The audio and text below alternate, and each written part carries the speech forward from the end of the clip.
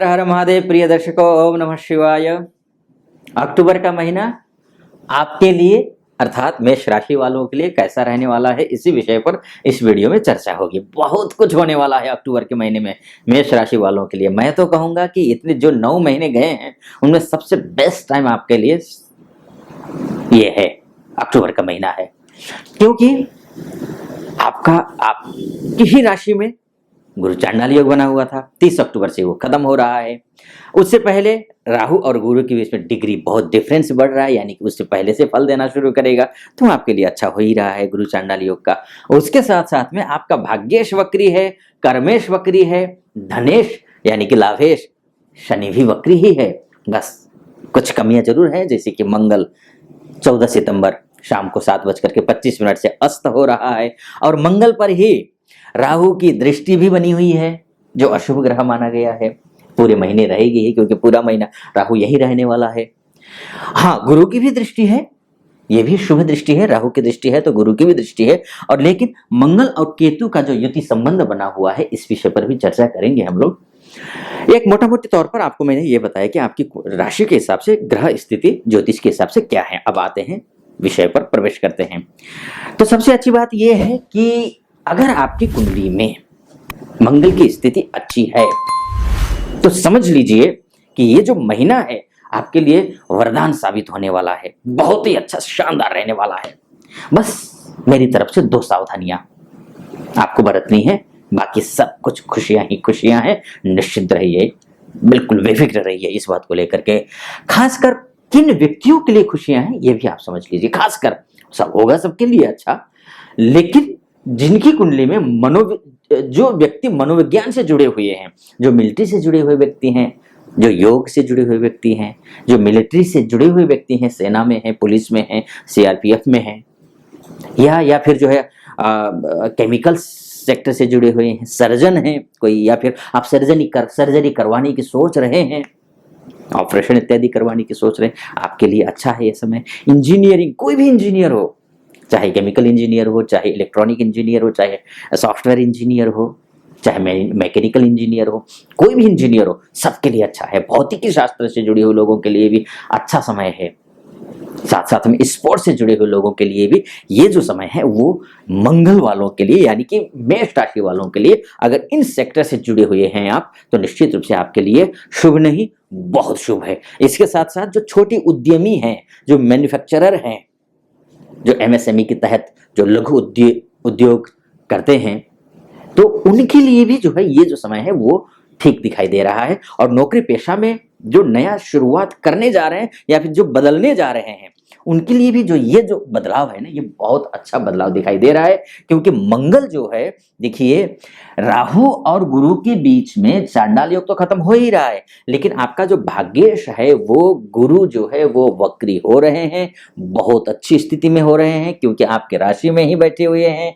और आपके भाग्येश जब वक्री होकर के बैठते हैं, और गुरु को तो कहा गया है कि जब वक्री होते हैं तो ये चेष्टा बली होते हैं। चेष्टा बली होने का मतलब ये है कि उच्च के समान फल देते हैं, अर्थात आपका भाग्येश उच्च का है, आपको अच्छा फल मिलेगा। किन फील्डों में? हर एक फील्ड में, किसी भी फील्ड से आप जुड़े हुए हैं। अगर आप व्यापारी हैं तो व्यापार में आपका अच्छा लाभ मिलेगा। अगर आप प्रेम प्रसंग में जुड़े हुए हैं तो आप प्रेम प्रसंग, आपके प्रेम संबंधों में मधुरता आएगी, कटुता खत्म हो जाएगी।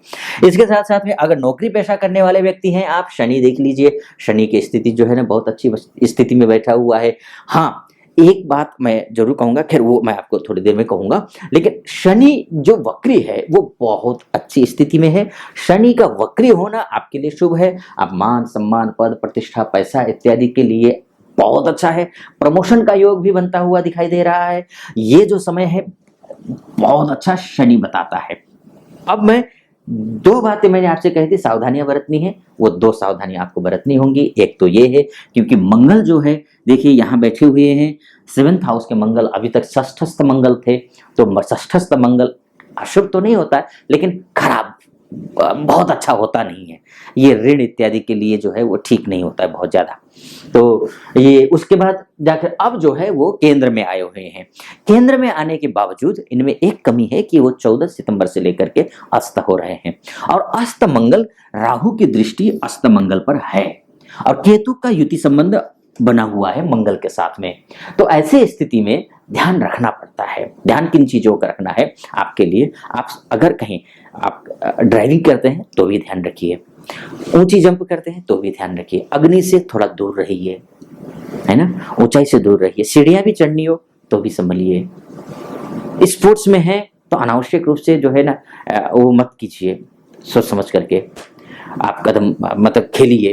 कोई बच्चे हों तो भी आप, बच्चे अगर हुड़दंगी बच्चे हैं तो खासकर उनको संभालना है, कहीं कोई चोट न लग जाए, इस चीज का ख्याल रखना है। एक सावधानी वो है। दूसरी जो सावधानी ये है, हाँ एक और सावधानी इसमें, मंगल जब अस्त होगा, राहु की दृष्टि होगी, अगर आप ऋण लिए हुए हैं तो ऋण से ऋण तो हो जाएंगे, लेकिन आपको कुछ उपाय मैं बताऊंगा, वो उपाय आपको करना पड़ेगा, तो ये भी आपको ध्यान रखना होगा। हाँ, दूसरी जो सावधानी है वो है शनि की जो दृष्टि बनी हुई है बृहस्पति पर, यानी कि वक्री शनि की दृष्टि वक्री बृहस्पति पर। शनि की दृष्टि अच्छी नहीं होती है, कभी भी अच्छी नहीं होती है, लेकिन यहां पर है तो अब क्या करें। अब ये जो शनि की दृष्टि है वैसे अगर खराब होती तो आपके लिए बहुत नुकसान हो सकता था, क्योंकि जो गुरु हैं वो भाग्येश हैं और शनि जो है वो कर्मेश है और एकादशेश है अर्थात लाभेश है। एक लाभेश उच्च का, जैसे कि शनि अपने घर में बैठा हुआ है, अगर ये कुंडली में, एक बात और समझ लीजिए, अगर कुंडली आपकी लग्न कुंडली में बृहस्पति नीच का है या शनि नीच का है या अशुभ स्थिति में है ग्रह, तो ऐसी स्थिति में आपके लिए बहुत अच्छा फल नहीं देगा। उसके लिए तरीका क्या है, आपको पता कैसे कर सकते हैं ये मैं आपको बाद में बताऊंगा, चूंकि आपको ये समझना होगा। लेकिन अगर आपकी कुंडली में शनि और गुरु की स्थिति अच्छी है तो निश्चित रूप से उच्च का शनि उच्च की बृहस्पति को देख रहा है। जिन सेक्टर से जुड़े हुए व्यक्ति को मैंने बताया, उन सेक्टर के व्यक्तियों को इतना ध्यान रखना है, अति आत्मविश्वास में नहीं आना है, आलस्य को दूर रखना है। दो सावधानियां मैंने जैसी बताई आपको। एक सावधानी तो ये है कि ऋण आपको होगा, ऋण से उऋण तो होंगे आप, लेकिन आपको कुछ सावधानियां बरतनी होंगी, जैसे कि उधार इस टाइम नहीं लेना है, उधार से अवॉइड कीजिए, क्योंकि ये 14 सितंबर को अस्त हुए हैं और ये 21 जनवरी तक अस्त रहेंगे। तो आपको इस बीच में अगर उधार लेना हो, लोन के लिए इत्यादि कोशिश कर रहे हैं तो थोड़ी सी संभल करके कीजिएगा। एक दूसरा, आलस्य नहीं करना है, अति आत्मविश्वास में नहीं आना है। दो आपको ध्यान रखना है, ये दो सावधानियां। अन्य ग्रह आपके लिए ठीक दिखाई दे रहे हैं, कोई समस्या नहीं है, लव लाइफ भी आपकी ठीक दिखाई दे रही है, शुक्र की स्थिति भी अच्छी दिखाई दे रही है। शुक्र भी जो है बहुत अच्छी स्थिति में दिख रहे हैं, क्योंकि 2 अक्टूबर से लेकर के जो है शुक्र 3 नवंबर तक सिंह राशि में रहेंगे।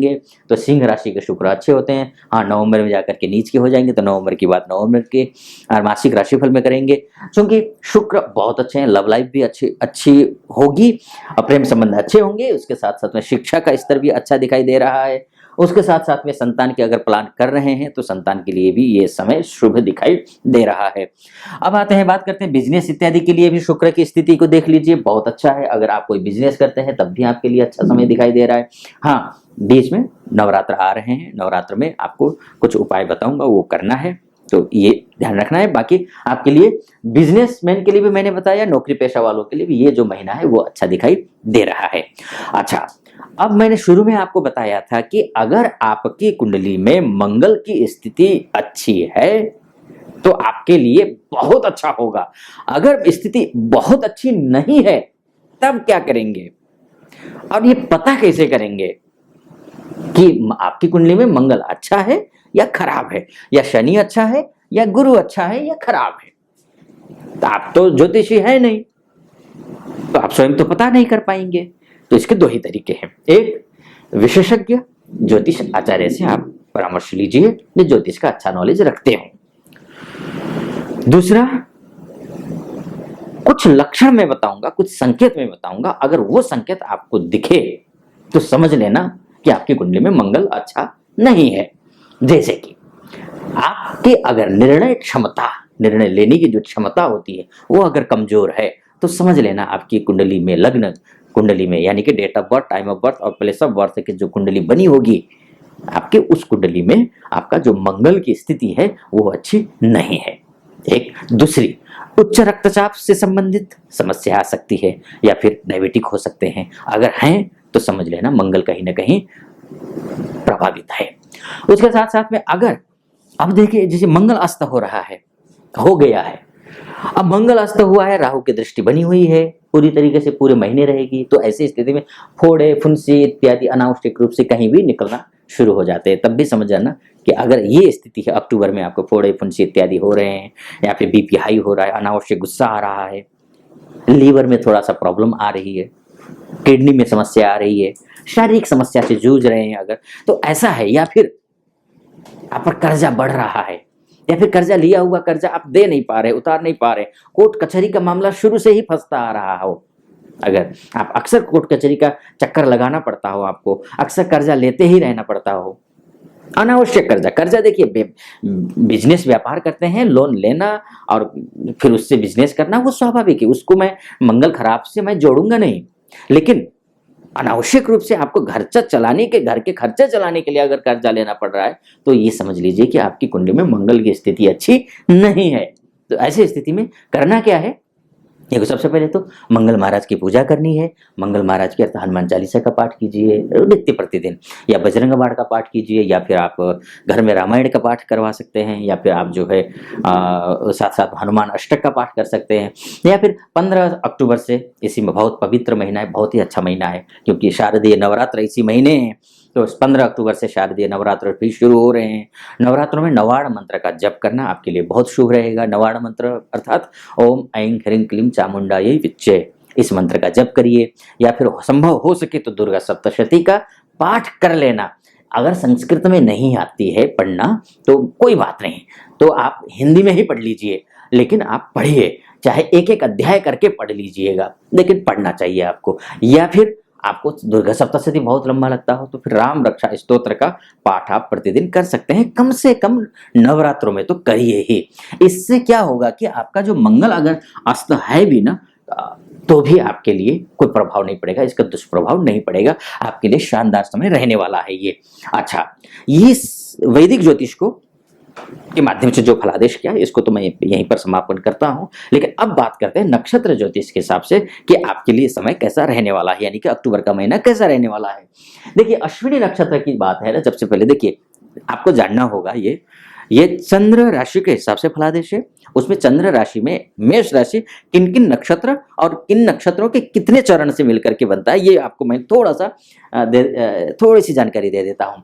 अश्विनी नक्षत्र के 4 चरण यानी कि चू चे चो ला, इन अक्षरों से जिनका नाम शुरू होता है उनकी राशि जो होती है वो मेष राशि होती है, एक बात। दूसरी बात, भरणी नक्षत्र के ली लू ले लो अर्थात इन अक्षरों से जिनका नाम शुरू होता है उनकी भी मेष राशि होती है। इसके साथ कृतिका नक्षत्र का एक चरण, पहला चरण, ये अ से जिनका नाम शुरू होता है उनकी भी राशि मेष होती है।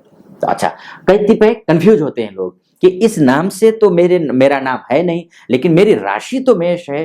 तो चंद्र राशि के हिसाब से यानी कि मून साइन के हिसाब से 2 तरीके से होते हैं। एक तो जन्म कुंडली में नाम कुछ निकलता है और माता पिता को जो है वो नाम अच्छा नहीं लगता है, तो माता पिता क्या करते हैं कि अपनी तरीके से कोई प्यारा सा नाम अपने बच्चे का रख देते हैं। तो बच्चे को यही पता होता है कि मेरा तो ये नाम है और ये राशि मेरी है नहीं, है ना, ये कन्फ्यूजन होता है। तो अगर आपको राशि कुंडली का नाम नहीं पता है तो आप समझ लीजिए ये जो अगर इन अक्षरों से आपका नाम शुरू होता है तो आपकी मेष राशि ही है।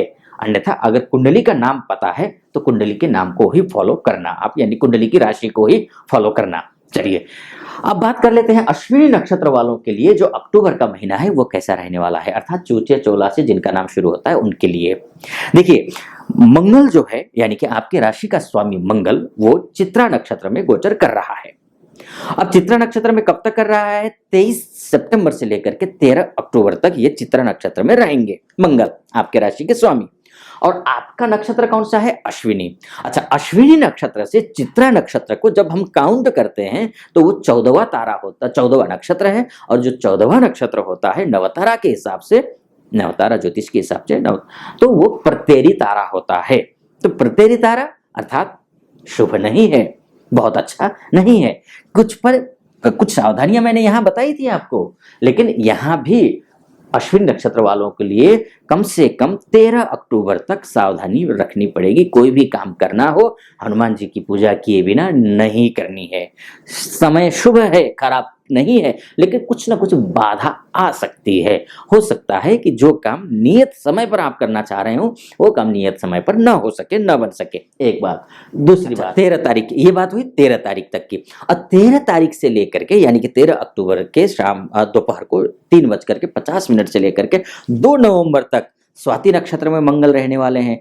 तो मंगल जब अश्विनी नक्षत्र से स्वाति नक्षत्र जो है वो साधक तारा के अंतर्गत आता है, अर्थात उपलब्धियों से भरा समय रहने वाला है। बहुत ही अच्छा, बहुत ही शानदार समय रहने वाला है। इसीलिए यह समय आपके लिए यानी कि 13 अक्टूबर के दोपहर के बाद का समय अक्टूबर का तो अच्छा है आपके लिए, अश्विनी नक्षत्र वालों के लिए। लेकिन 13 तारीख से पहले का जो समय है वो उतना अच्छा नहीं है। आपको सावधानी बरतनी है। जो मैंने पूजा कही है वो पूजा आपको करनी पड़ेगी, करिएगा। अच्छा, अब बात कर लेते हैं भरणी नक्षत्र की, अर्थात ली, लू, ले, लो, इन अक्षरों से जिनका नाम शुरू होता है उनकी बात कर लेते हैं। तो 13 अक्टूबर तक तो चित्रा नक्षत्र में मंगल है। अब भरणी नक्षत्र से जो मंगल की काउंटिंग है वो 14वां नक्षत्र है, माफ कीजिएगा वो 11वां नक्षत्र है। 13वां नक्षत्र है। 13वां जो तारा होता है वो क्षेम तारा है। क्षेम तारा के हिसाब से कल्याणप्रद यानी कि बहुत ही अच्छा है, शानदार है। अब देखिए ना यहीं पर कि 13 तारीख तक अश्विनी नक्षत्र वालों के लिए शुभ नहीं था नक्षत्र ज्योतिष के हिसाब से, लेकिन अब भरणी नक्षत्र वालों के लिए 13 तारीख तक का समय सबसे अच्छा है, बढ़िया है। लेकिन 13 तारीख के बाद की स्थिति क्या है ये भी समझ लीजिए, यानी कि प्रत्येरी तारा है, यानी कि शुभ नहीं है। ठीक उल्टा हो गया, देखिए ना। इसलिए जब नक्षत्र ज्योतिष में जाते हैं ना तो गहराई में चला जाता है व्यक्ति जो है ना। तो अक्सर नक्षत्र ज्योतिष में कोई भी एस्ट्रोलॉजर जल्दी से आते नहीं है, लेकिन जो आता है, जिसको नॉलेज होता है, तो वो बड़ा इंटरेस्टिंग विषय है ये कि एक एक नक्षत्र के लिए देखिए अलग अलग जो है ना इतने दिन अलग अलग ही फलादेश होता है। तो ये बात हुई। तो भरणी नक्षत्र वालों के लिए जो 13 तारीख के बाद का जो समय है वो अच्छा नहीं है। ठीक, अब बात करते हैं कृतिका नक्षत्र की। तो कृतिका नक्षत्र वालों के लिए 13 तारीख तक का जो समय है वो विपत तारा है, यानी कि अच्छा तो बिल्कुल भी नहीं है, आपदा। विपत तारा मतलब आपदा होती है, यानी कि किसी न किसी प्रकार के कोई ना कोई बाधा समस्या आती रहती है। ध्यान रखना चाहिए 13 तारीख तक, इनको कृतिका नक्षत्र वालों को ध्यान रखना चाहिए। 13 तारीख के बाद की स्थिति अगर देखें तो क्षेम तारा, यानी कि बहुत अच्छा, बहुत शानदार, यानी कि 13 तारीख तक सावधानी।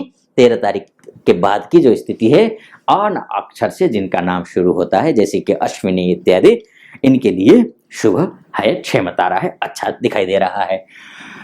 तो दर्शकों, ये इस वीडियो को मैं वैदिक ज्योतिष और नक्षत्र ज्योतिष के माध्यम से आप तक पहुंचाने की कोशिश की। कैसा लगा आपको वीडियो? अच्छा लगा हो तो यहाँ तक पहुंचे हैं तो अच्छा ही लगा होगा। अगर अच्छा लगा चैनल को सब्सक्राइब करना बिल्कुल मत भूलिएगा, लाइक कर दीजिएगा वीडियो को, और कमेंट बॉक्स में जाकर के कोई सुझाव हो वो भी दीजिएगा, और नहीं तो ओम नमः शिवाय जरूर लिखिएगा। फिलहाल अनुमति दीजिए। ओम नमः शिवाय।